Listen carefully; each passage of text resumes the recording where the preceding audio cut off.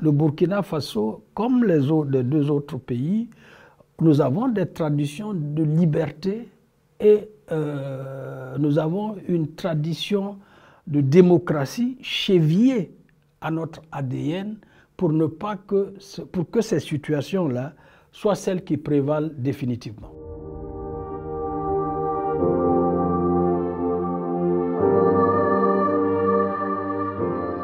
Waouh, la liste est longue, hein, comme un jour sans pain, et ça n'arrête pas. De mémoire, si je dois récapituler, malheureusement, je risque d'en oublier, mais ce qu'il faut dire, c'est que nous, par exemple, nous avons toujours dans les geôles de Ibrahim Traoré, Serge Oulon Atiana, qui était le directeur de publication du journal L'Événement, notre journal, celui que nous avions créé en 2001, et qui est toujours détenu. Et avec lui, d'autres journalistes dont les noms ne me viennent pas à l'esprit, d'autres ont été libérés aussi. Et puis bon, ça n'arrête pas comme on dit, donc il est difficile de faire un point précis au jour d'aujourd'hui. Être un journaliste, le vocable qui est le plus usité, c'est être un journaliste patriote, c'est-à-dire celui qui se moule dans la propagande de la junte. Donc c'est ça en fait la définition du bon journaliste.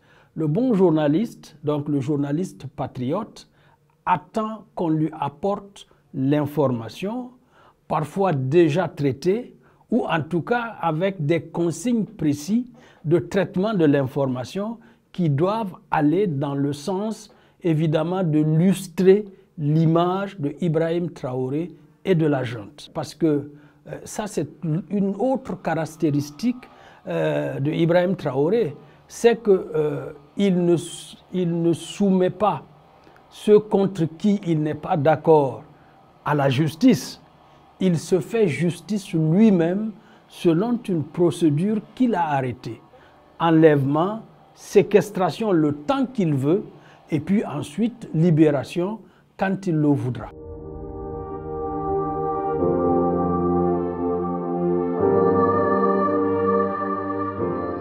Au début, il y avait le front, mais depuis bientôt 6 mois, je pense que la dernière fois que les journalistes ont été envoyés au front, en tout cas présentés dans les tenues de militaires, c'était avec les 2 premiers responsables de l'AJB, l'Association des journalistes du Burkina, qui en juin ou juillet dernier, évidemment, avait à l'occasion du renouvellement des instances de leur association, fait une critique à la télévision nationale.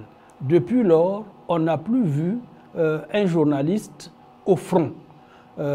Il est possible, selon les informations qu'on a, que la majorité d'entre eux sont à présent détenus à Ouaga 2000 dans des villas, ce que nous appelons gentiment Guantanamo 2000, puisqu'on ne sait pas comment on y rentre, on ne sait pas comment on y séjourne, on ne sait pas comment on est libéré. Nul ne peut dire ce qui se fait.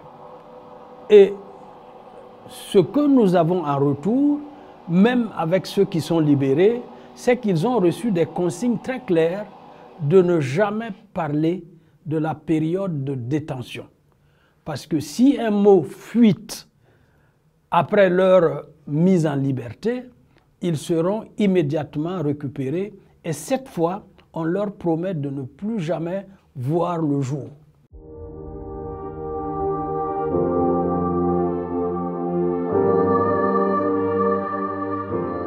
J'ai personnellement reçu ici une information dans ma boîte selon laquelle je serais empoisonné par le polonium 210.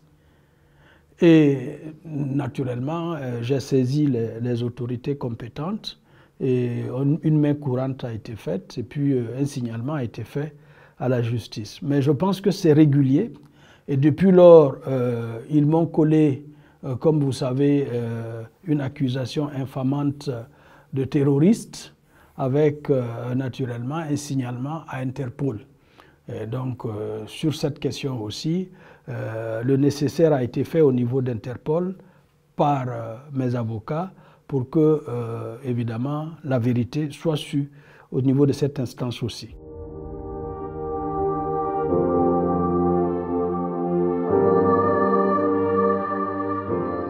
D'abord, c'est le fait d'avoir, je vais dire, désactivé toute la presse internationale. Ensuite, d'avoir muselé les journalistes au niveau national. Il restait maintenant les institutions ONG et les organisations internationales, notamment onusiennes. Vous savez que ce n'est pas seulement l'INSO. Il y a quelques jours, la représentante résidente du système des Nations Unies elle-même a été expulsée du pays pour avoir, dit-on, produit un rapport, donc produit de l'information par rapport à la situation sécuritaire qui n'était pas conforme à ce que voulait le gouvernement. Je pense que la junte a compris tout l'enjeu qu'il y a autour de questions d'information du réel. Et donc, ils ont décidé de priver la population d'informations et même de rentrer dans le déni. Parce que non seulement on ne parle plus d'attaque, mais on interdit d'en parler. Donc, pour les populations qui sont au Burkina, qui n'ont pas accès aux réseaux sociaux, tout se passe bien.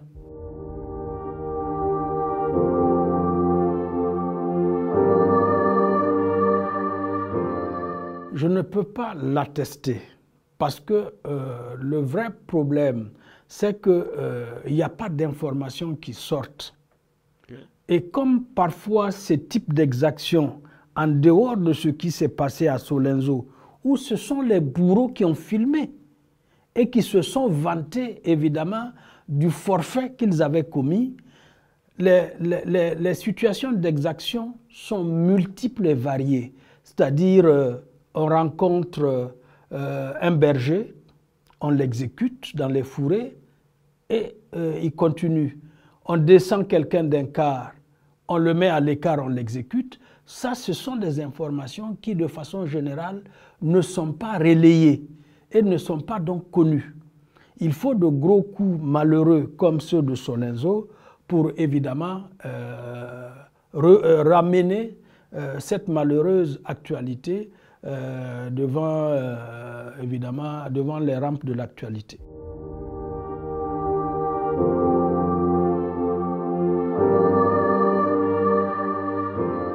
Depuis l'année dernière, donc depuis 2024, nous avons mis en place la coalition Sahel Démocratie, mais ça, ce n'est pas pour tous les exilés, parce que le vrai problème, c'est qu'on ne les connaît pas tous.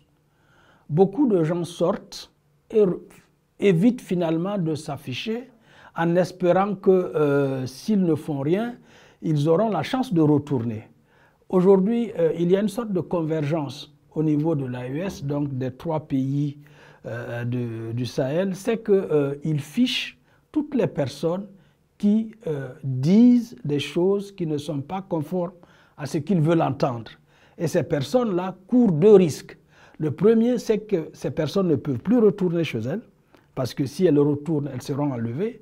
Ensuite, elles courent aussi le risque d'apatridie, puisque dans chacun de ces pays, ils ont modifié les lois pour leur permettre d'enlever la nationalité à ceux qu'ils n'aiment pas.